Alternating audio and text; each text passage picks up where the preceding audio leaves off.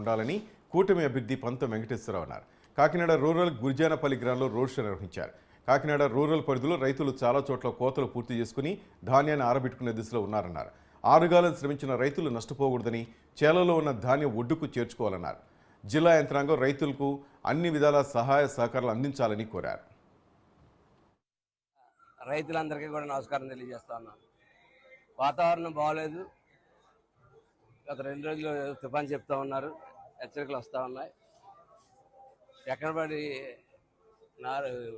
ఊడ్చిని ఎక్కడ ఉండిపోయి, నూడ్చిని అక్కడే ఉండిపోయి, ప్రతి చోట రోడ్ల మీద కళ్ళాల మీద ఉండిపోయి. కాబట్టి ప్రభుత్వం, రెవెన్యూ అధికారులు ఎలక్షన్ ఒకటే ఫస్ట్ ప్రయారిటీగా తీసుకోకుండా రైతును కూడా ఫస్ట్ ప్రయారిటీగా తీసుకుని ఇమీడియట్గా రైతులకు కావాల్సినటువంటి కలెక్టర్ గారికి విజ్ఞప్తి చేస్తూ ఉన్నాను, రిక్వెస్ట్ చేస్తూ ఉన్నాను. ఇమీడియట్గా రైతులకు కావాల్సిన టార్పాలిన్లు అద్దెకి తెస్తారో, కొనిస్తారో, ఏమిస్తారో. ఇప్పటికే 2 సార్లు రైతు నాశనం అయిపోయాడు అకాల వర్షాల వల్ల. కాబట్టి అర్జెంటుగా రెవెన్యూ యంత్రాంగాన్ని కోరుతా ఉన్నాను, అగ్రికల్చర్ డిపార్ట్మెంట్ కోరుతా ఉన్నాను. ఇమీడియట్గా రైతులకు కావాల్సిన సదుపాయాలు చేయండి. ధాన్యం తడకుండా, ధాన్యం తడిస్తే మీ రైస్ మిల్లర్లే మళ్ళీ తీసుకోవట్లేదు. దానికి మొక్క మొలిసింది అంటున్నారు, ఇంకోటి మొలిసింది అంటున్నారు, ఇష్టం వచ్చిన రేటు కట్టేస్తూ ఉన్నారు.